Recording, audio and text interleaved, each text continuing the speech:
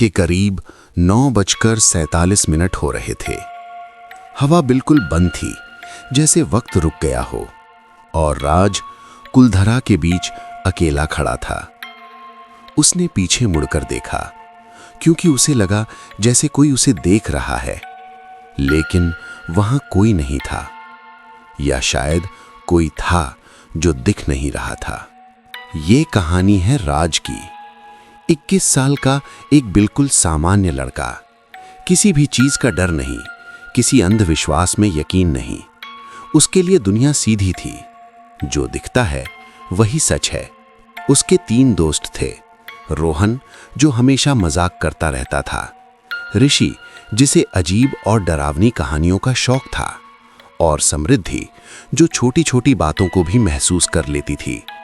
चारों की दोस्ती काफी मजबूत थी।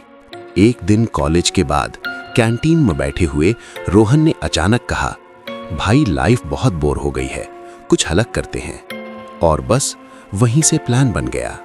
उन्होंने तय किया कि वे शहर के बाहर एक सुनसान जगह पर नाइट कैंपिंग करेंगे। कोई नेटवर्क नहीं, कोई शोर नहीं, सिर्फ वे और अंधेरा। रविवार की शाम कार हाईवे पर दौड़ रही थी। खिड़की के बाहर धीरे धीरे शहर की लाइटें गायब हो रही थीं और उनकी जगह अंधेरा ले रहा था। जब वे अपनी लोकेशन पर पहुंचे तो आसपास सिर्फ झाड़ियां थीं, ठंडी हवा। उन्होंने टेंट लगाया और कैंप फायर यानी आग जलाई। आग की लाल रोशनी उनके चेहरों पर पड़ रही थी, कभी हंसी, कभी खामोशी, कभी हवा तेज चलती और आग डगमगाती। जैसे जैसे रात गहरी होती गई, माहौल बदलने लगा। रोहन ने धीरे से कहा, चलो हॉरर स्टोरी सुनाते हैं। पहले सब हंस दिए, लेकिन फिर बिना कुछ बोले सब तैयार हो गए। आग धीरे धीरे कम हो रही थी और अंधेरा बढ़ रहा था। ऋषि ने धीमी आवाज में बोलना शुरू किया, मेरे दादा के गांव में एक कहानी मशहूर है। उसकी आंखों में एक अजीब सा आत्मविश्वास था। एक रात एक तांत्रिक कब्रिस्तान गया। उसने मंत्र पढ़ा और फिर जमीन के नीचे से आवाजें आने लगीं। पहले हल्की सी खरोंच, फिर मिट्टी हिलने लगी और धीरे धीरे हाथ जमीन के बाहर आने लगे। समृद्धि ने अपनी आंखें बंद कर लीं। रोहन भी गंभीर हो गया। आग की रोशनी में ऋषि का चेहरा और भी डरावना लग रहा था। लेकिन सबसे बड़ी गलती ये हुई कि तांत्रिक को उन्हें वापस सुलाना नहीं आता था। और फिर वे सब गांव की तरफ बढ़ने लगे। लोग चिल्लाते रहे, दरवाजे बंद करते रहे, लेकिन कोई नहीं बच पाया। हवा अचानक तेज चलने लगी, जैसे कहानी सच हो रही हो। कहानी खत्म हुई और कुछ सेकंड तक सिर्फ हवा की आवाज आती रही। किसी ने कुछ नहीं बोला। तभी राज जोर से हंस पड़ा। भाई, नेटफ्लिक्स लेवल की कहानी थी, लेकिन हकीकत में ऐसा कुछ नहीं होता। ऋषि का चेहरा गंभीर हो गया। हर वो चीज जो दिखती नहीं वो झूठ नहीं होती। लेकिन राज फिर भी नहीं माना। ऋषि ने धीरे से कहा, तो साबित कर दे। एक ऐसी जगह जा जहां लोग रात रुकने से डरते हैं। और राज ने बिना सोचे समझे हां कर दी। उस रात सब सो गए, लेकिन हवा में कुछ बदल चुका था, जैसे किसी ने उनकी बात सुन ली हो। कुछ दिन बाद ऋषि ने एक नाम लिया, एक ऐसा नाम जिसे सुनते ही समृद्धि के हाथ कांप गए। कुलधरा। एक ऐसा गांव जो एक ही रात में हमेशा के लिए खाली कर दिया गया। कहते हैं जो भी वहां रात गुजारने की कोशिश करता है वो वापस तो आता है, लेकिन वही इंसान नहीं रहता। नाम सुनते ही समृद्धि के हाथ थोड़े कांप गए। कुलधरा, वो शापित गांव? उसने धीरे से पूछा। ऋषि ने सिर्फ हां में सिर हिलाया। उसकी आंखें सीधे राज पर टिकी हुई थीं। राज ने हल्की सी मुस्कान दी, जैसे उसके लिए ये सब एक खेल हो। बेहतरीन, वहीं चलते हैं। उसके लहजे में आत्मविश्वास था, लेकिन अंदर कहीं एक हल्का सा शक पैदा हो चुका था। प्लान फाइनल हो गया। 2 दिन बाद वे सब जैसलमेर के लिए निकलने वाले थे। उस रात सब अपने घर गए, लेकिन नींद किसी को भी ठीक से नहीं आई। अपने बिस्तर पर लेटे हुए राज छत को देख रहा था। उसके दिमाग में बार बार ऋषि की कहानी और कुलधरा का नाम घूम रहा था। खिड़की के बाहर हवा चल रही थी। पर्दे धीरे धीरे हिल रहे थे। एक पल के लिए राज को लगा जैसे कोई उसे देख रहा हो। उसने तुरंत उठकर कमरा चेक किया। सब सामान्य था, सिर्फ ओवर थिंकिंग है, उसने खुद को समझाया। लेकिन उसके दिल की धड़कन अब भी तेज थी। 2 दिन बाद वे सब सफर पर निकल पड़े। रास्ता लंबा था और जैसे जैसे वे राजस्थान के रेगिस्तान की तरफ बढ़ रहे थे, वैसे वैसे नजारा बदलने लगा। हरियाली गायब और रेत का समंदर शुरू। दूर तक सिर्फ सन्नाटा और तेज चलती हवा। कार के अंदर पहले हंसी मजाक चल रहा था, लेकिन धीरे धीरे सब खामोश होने लगे, जैसे सबके दिमाग में एक ही नाम घूम रहा हो, कुलधरा। शाम होते होते वे जैसलमेर पहुंच गए। सुनहरे रंग के मकान और हल्की ठंडी हवा। उन्होंने एक छोटा सा होटल लिया। कमरों में सेटल हुए। सब सामान्य व्यवहार करने की कोशिश कर रहे थे, लेकिन अंदर का तनाव छिप नहीं रहा था। रात को डिनर के बाद सब एक कमरे में बैठे। कोई भी सीधे तौर पर कुलधरा का नाम नहीं ले रहा था, लेकिन चर्चा उसी की थी। समृद्धि ने धीरे से कहा, दोस्तों, मुझे लगता है हमें नहीं जाना चाहिए। कमरे में सन्नाटा छा गया। राज तुरंत बोला, रिलैक्स, ये सब सिर्फ किस्से कहानियां हैं। लेकिन उसकी आवाज में पहले जैसा भरोसा नहीं था। उस रात सब सो गए, लेकिन राज को फिर से नींद नहीं आई। उसने फोन देखा। समय था रात के 2:13। तभी उसने एक आवाज सुनी, जैसे कॉरिडोर में कोई चल रहा हो। Tap tap tap. राज धीरे से बिस्तर से उठा और दरवाजा खोला। कॉरिडोर बिल्कुल खाली था। लाइटें हल्की हल्की झपक रही थीं। कॉरिडोर के आखिरी छोर पर कुछ सेकंड के लिए उसे लगा जैसे कोई खड़ा है, लेकिन जब उसने आंखें झपकाईं, वहां कुछ नहीं था। राज तुरंत कमरे में वापस आ गया और दरवाजा लॉक कर दिया। ये सब सिर्फ कल्पना है, वो बार बार खुद को बोल रहा था। सुबह हुई और सबने तय किया कि पहले मुंद्री गांव जाएंगे, कुलधरा के पास, एक छोटा सा गांव। 1 घंटे के सफर के बाद वे मुंद्री पहुंच गए। यहां सब सामान्य था, लोग, बाजार, शोर, जिंदगी। लेकिन फिर भी एक अजीब सी बेचैनी थी, जैसे यहां के लोग कुछ छुपा रहे हों। शाम होने लगी और वे घूमते घूमते गांव के बाहर आ गए। वहां एक बड़ा सा पेड़ था, अकेला और बिल्कुल शांत। हवा उस पेड़ के पत्तों को हिला रही थी और आवाज आ रही थी, श्श्श, जैसे पेड़ खुद कुछ कह रहा हो। रोहन बोला, परफेक्ट स्पॉट है, फोटो लेते हैं। सब वहां खड़े हो गए और कैमरा सेट करने लगे। तभी बिना किसी आवाज के एक बूढ़ा आदमी उनके पीछे खड़ा था। ना उन्होंने उसे आते देखा, ना उसके कदमों की आवाज आई। बच्चों, क्या तुम भी कुलधरा जा रहे हो? उसने धीमी और भारी आवाज में पूछा। सब एकदम से मुड़ गए। उस आदमी की आंखें बिल्कुल सीधे राज पर टिकी गई थी, जैसे वो उसे पहले से जानता हो।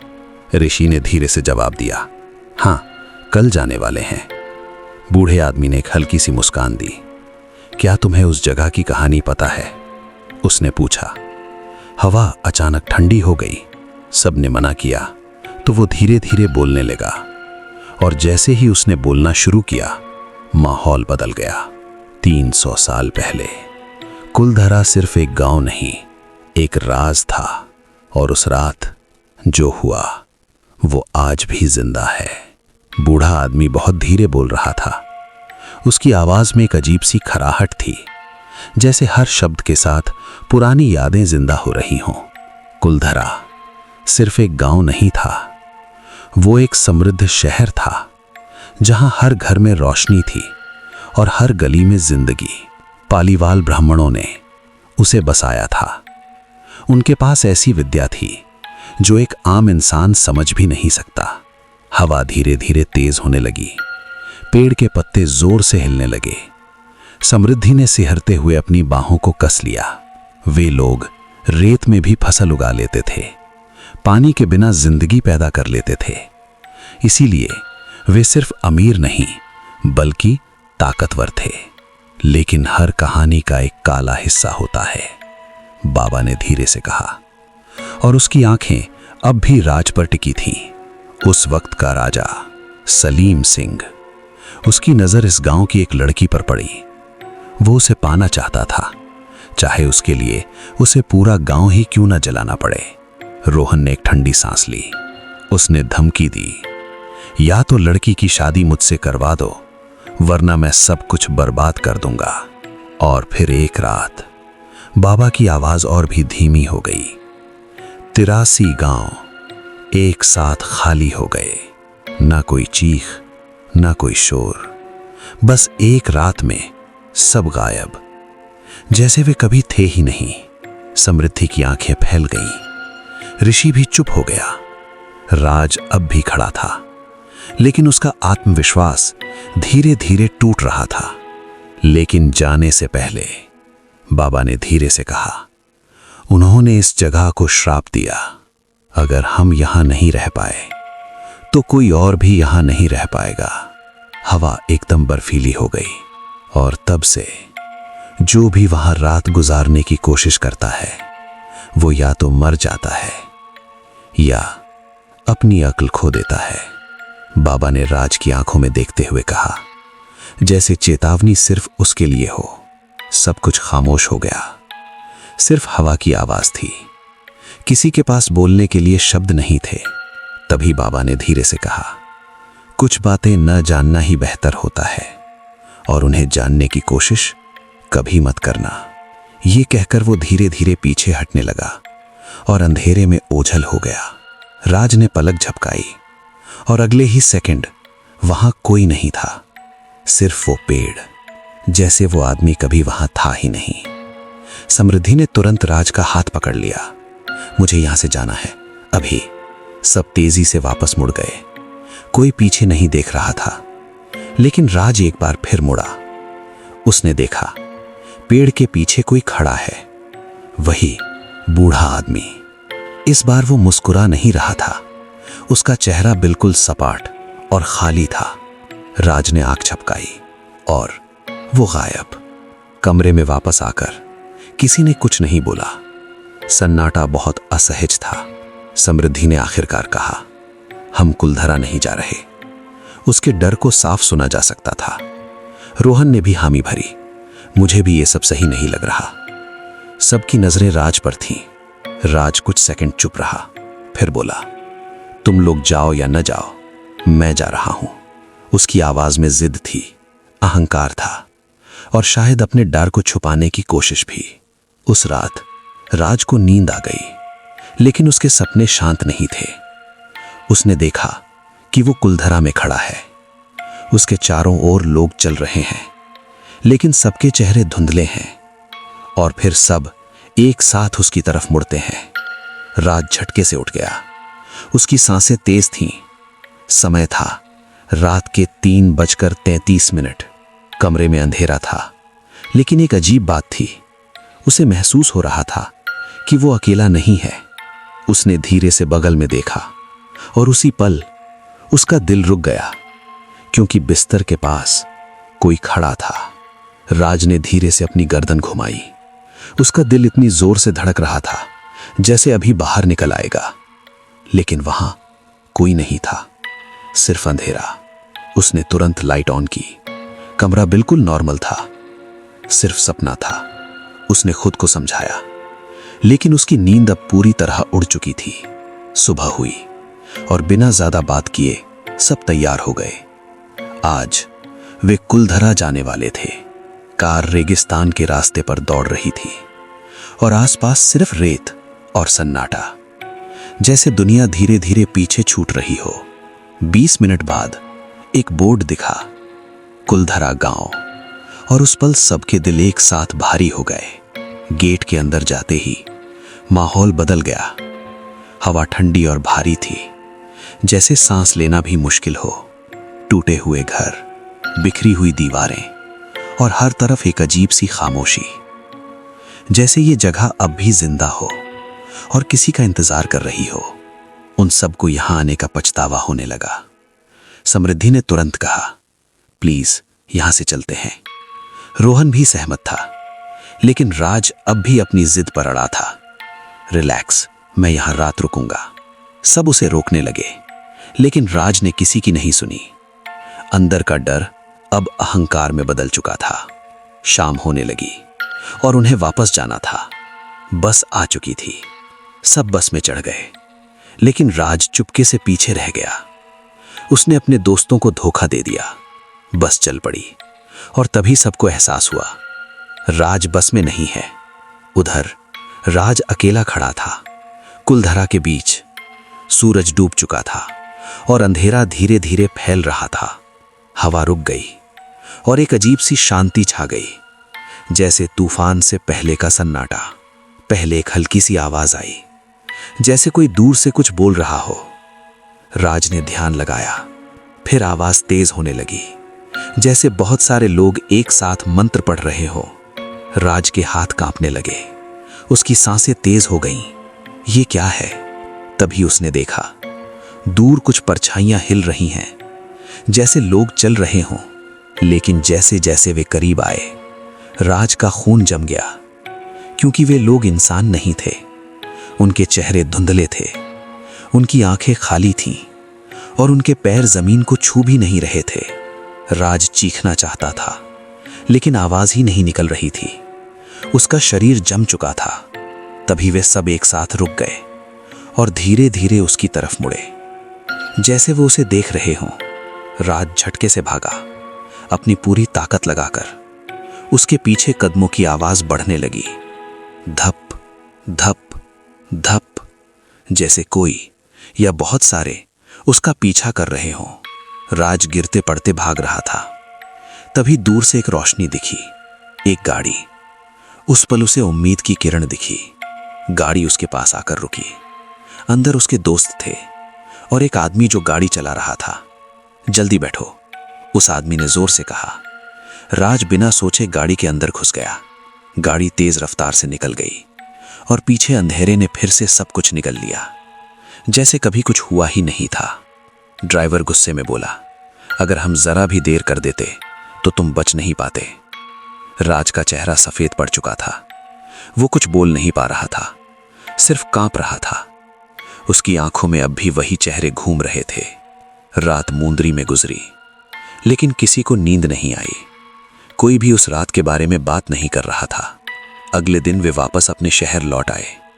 सब कुछ सामान्य हो गया, लेकिन राज के अंदर कुछ टूट चुका था। आज भी राज रात को अकेला नहीं सोता और कुलधरा का नाम सुनते ही उसकी सांसें तेज हो जाती हैं, क्योंकि उस रात जब वो गाड़ी में बैठा था, उसने पीछे देखने वाले शीशे में देखा था।